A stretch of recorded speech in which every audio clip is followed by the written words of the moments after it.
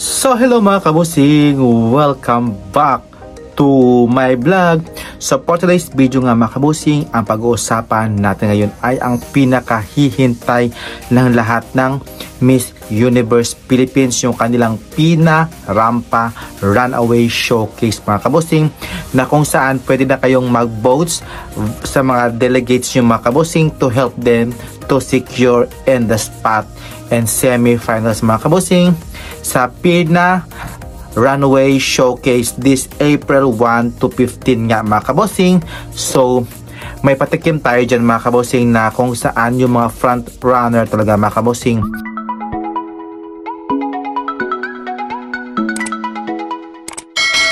pagandahan na kanilang rampa, paseksihan at syempre yung magandang galawan nga mga kabosing. So ito yung mga front runner mga kabosing na kumabog talaga sa bawat runway pinarampa mga kabosing.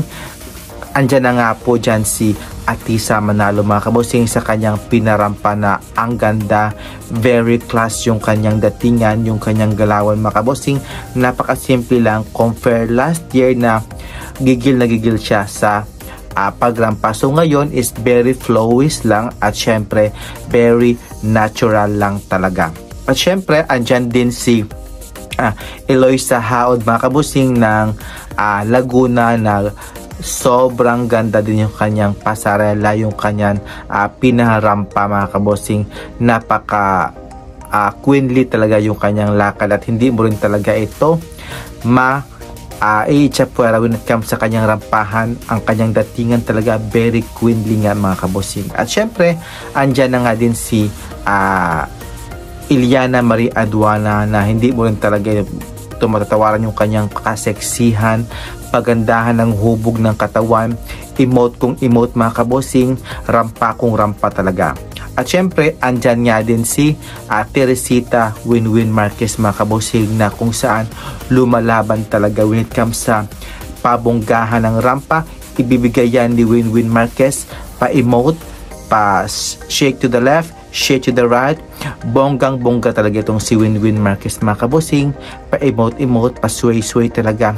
Sobrang kumakabog talaga ito.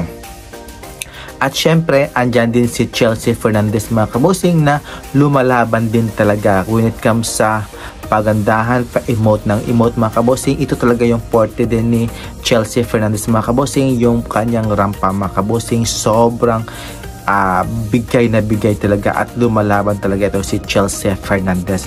At syempre, yung pinaka-paborito ko talagang si Katrina Ligado when it comes sa rampahan mga kabosing. Sobrang lakas ng dating niya, emote kung emote, hawi kung hawi, left to the right, left to the left. Grabe, kahit sa anggulo mga kabosing, fierce kong fierce talaga, lumalaban talaga ito mga kabosing, si Katrina Ligado ng Taguig. Kaya okay na okay sa akin itong si Katrina Ligado. At syempre, yung mga bagong faces mga kabusing sa parampahan, andyan nga din si Isabella na si Sarida Sando. At syempre, from Malay Aklan mga kabusing, lumalaban din talaga. At syempre, lahat dito ng mga baguhan mga kabusing, dito mo talaga kikitaan kung sino talaga ang nararapat talaga mga kabosing when it comes sa mga newbies na bagong sibol mga kabosing. Ay grabe talaga, lumalaban din talaga ang mga newbies ng Miss Universe Philippines candidate mga kabosing. So ayan na nga.